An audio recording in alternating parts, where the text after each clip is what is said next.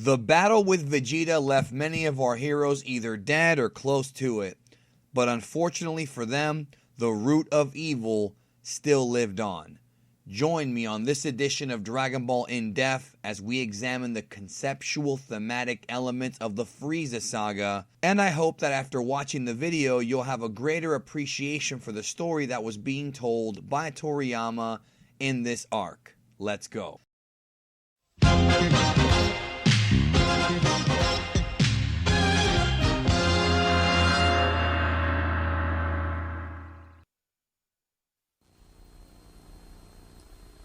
この放送はご覧のスポンサーの提供でお送りします。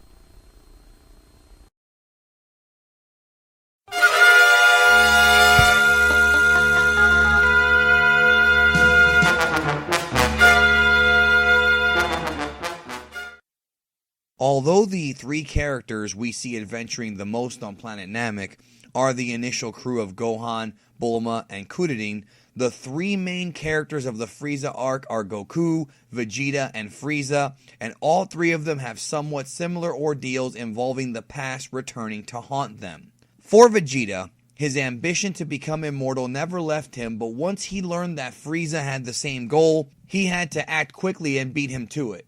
This began his one-man mutiny against Frieza's entire empire. During his encounter with Dodoria, Vegeta's suspicions were confirmed as he discovered that Frieza was indeed responsible for killing his father and destroying his home world of planet Vegeta, and not the cataclysm that he was told of as a youngster. This added even more layers to Vegeta's vendetta against Frieza and made his journey a quasi-quest for revenge. It was no longer about just attaining immortality to fight forever and to overthrow Frieza. Now it was about honoring his father and his people whom Frieza murdered.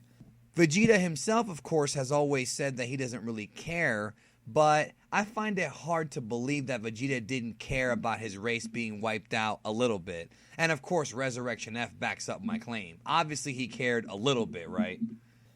When examining Frieza, one would have to take a very close look at Frieza's behavior when it came to Vegeta.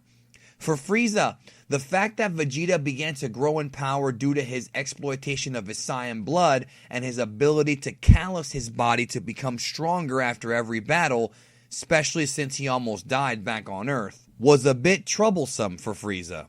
Midway through the arc, we are constantly reminded of Frieza's paranoia and his motives as to why he decided to commit genocide to some of his most useful soldiers.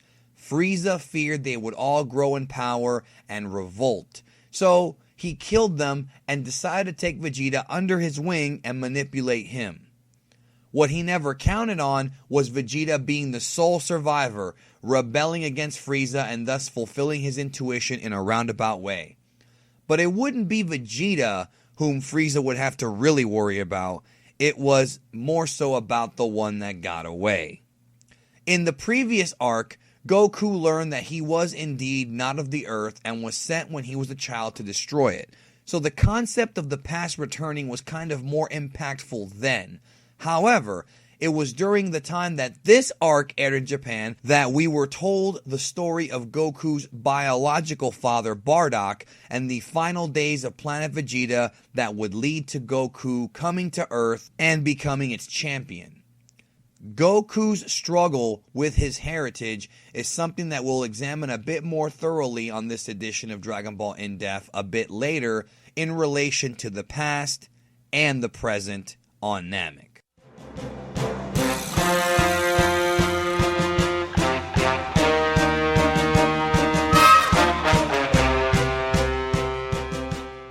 Frieza's paranoia is what led him to destroying the entire Saiyan race, but it wasn't just because of his fear of a mass mutiny, but also the legend of the Super Saiyajin. Although we are never explicitly told how Frieza even became aware of this legend, Naho Oishi's episode of Bardock told us that it was Frieza's ancestor Chilled who filled the family in. However, one must always remember that episode of Bardock was not written by Toriyama, not part of Toriyama's original manga continuity or even the original anime continuity, and Toriyama's only involvement in episode of Bardock was the actual character design of Chilled. Other than that, you really can't take that explanation at face value, but it's the best thing we've got, really.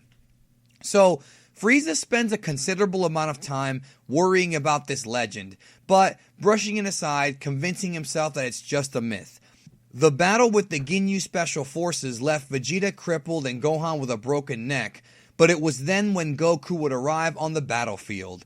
Recoome was too much for our heroes and seemed impossible to beat until Goku arrived, hit Recoome with one elbow, and planted him. Vegeta marveled at this power-up. Goku was far and away more powerful than he could ever imagine, and really, all Goku did was train his ass off for 6 days on the way to Planet Namek, discovering complete mastery of the Kaioken attack, as well as how to manipulate the living ki around him to such a degree that Vegeta believed that Goku was indeed the warrior of legend whom we hadn't seen for 1,000 years.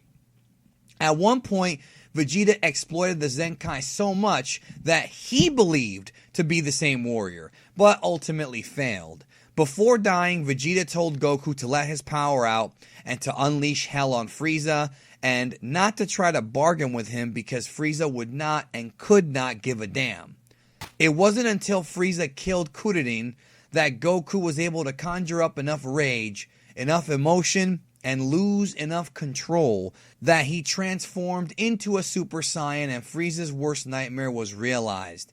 Even at the end, however, Goku didn't listen to Vegeta and kept showing Frieza mercy, and Frieza proved Vegeta right each and every time.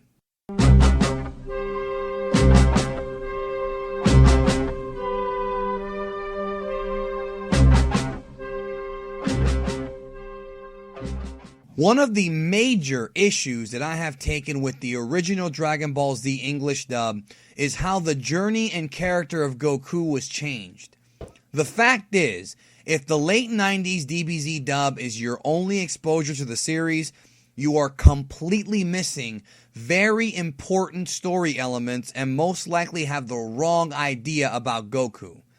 There are two key moments in the series that were altered by the English dub and completely nullified the original intended impact.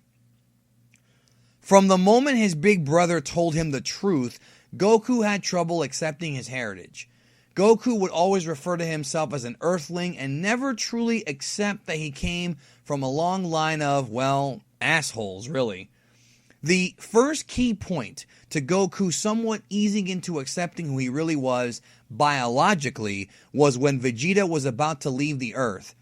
This scene was completely homogenized in the English dub, as Goku states that he pretty much sees good in Vegeta and should be spared.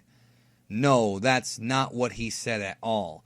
Small dub changes don't bother me, but key ones like this do because, like I said, it gives people the wrong idea. The entire point of Goku sparing Vegeta was because Goku wanted to challenge Vegeta again in the future because he'd never fought somebody as strong or as durable as Vegeta. Goku selfishly asked for Vegeta to be spared for that sole purpose, regardless of the danger that Vegeta put the entire Earth through, regardless of the fact that Vegeta killed all of Goku's friends indirectly or directly, and the fact that he was a ruthless killer. None of that mattered to the very selfish Goku, as he gave in to his biology and became battle-thirsty. That's the first big example. The second came in Dragon Ball Z episode 96. A lot of dub fans love Goku's Hope of the Universe speech. The problem is that no matter how much the nostalgia goggles may give you goosebumps of watching Goku represent the light as you watched after school, the Hope of the Universe speech was incredibly problematic to Goku's character arc. Ally to good, nightmare to you might sound like a cool line, but the real Son Goku never really considered himself an ally to good or a Clark Kentish superhero who protected the innocent and was the light of darkness and the truth. Yes, Goku was a good guy, nobody's arguing that, but in Toriyama's original vision for the character, that's not what that scene represented at all. After Frieza tries just about everything to hurt Goku and hitting a dead end every time, the overpowered Goku remarks that although Frieza has the ability to destroy planets and wipe out entire civilizations, he just can't seem to beat one man. Goku says he is the Saiyan who was raised on Earth, Super Saiyajin Son Goku, which struck fear into every bone in Frieza's body. This was the pivotal moment where Goku knew he had to let go of his upbringing for just a little while and let go of the angst of his heritage and accept the fact that yes, he was bloodthirsty, yes, he was angry, yes, he was a Saiyan, and yes, he was a warrior, symbolized by his much more aggressive demeanor and, of course, his hair color. The fact is, Goku is not Superman. He is a country bumpkin who was obsessed with fighting, willing to put the entire existence of Earth on the line just for a good challenge, which is very selfish, and the original speech was a true turning point for his character. Thankfully, this was fixed in the Dragon Ball Kai English dub, which is much more accurate. I'm the Saiyan who came all the way from Earth for the sole purpose of beating you. I am the warrior you've heard of in legends, pure of heart and awakened by fury. That's what I am. I am the Super Saiyan Son Goku! I mean, honestly, Allied to Good Nightmare to You is a cool line, no argument there, but it works for Captain America, not Goku. It's just not really Goku, and it never was supposed to be Goku. So although it has a few logic holes and drags on far too long, the Frieza Saga contains some of Toriyama's best storytelling, and I hope this video really sheds some light on it. Next time, our heroes fight the future and the past as we talk about the entire Artificial Human / Cell Saga. Join us then.